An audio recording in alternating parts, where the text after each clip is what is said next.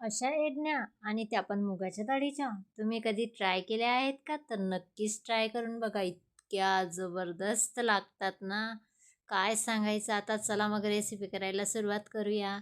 आता मी इथे मुगाची डाळ घेतलेली आहे.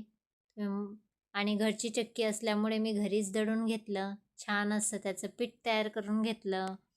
आता आपण मसाला काढून घेणार. मसाला काढण्यासाठी आपण लसूण घेतले, कोथिंबीर घेतली, त्यात जिरे टाकले आपण थोडे, हळद टाकणार आपण आणि चटणी टाकणार. चटणी तुमच्या सोयीनुसार तुम्ही टाकू शकतात. तिखट फिकट जशी लागेल तुम्हाला त्यानुसार तुम्ही चटणी घेऊ शकतात. आणि ते छान अशी मिक्सरमधनं आपण पेस्ट काढून घेणार. आता इथे आपण पीठ घेतलं, त्यात मीठ घातलं आपण मुगाच्या डाळीचं.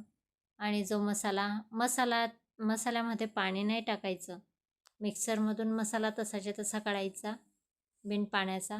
तो टाकला मी आता मसाला काढून. आणि ओवा घेतल्या आहेत आपण. ओवा छान हातावर चुरून त्या टाकल्या मी. आणि आपण त्यात पाणी घालणार. आता पाणी लागस तोवर जसं लागलं तसं टाकायचं पाणी. थोडं थोडं करून टाकायचं.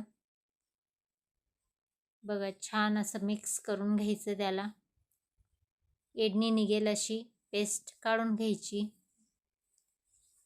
बघा छान आता आपली एडणी काढायची पेस्ट ही तयार झालेली आहे.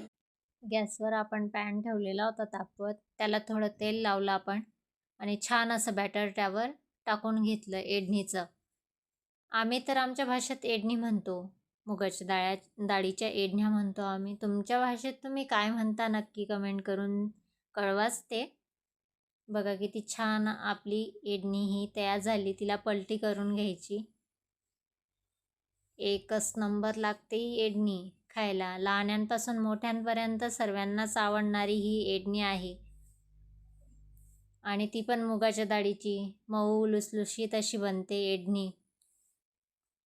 आवडली असेल तुम्ही ही नक्की ट्राय करा. आणि आवडली असेल तर लाईक करा, व्हिडिओला शेअर करा, सबस्क्राईब करा.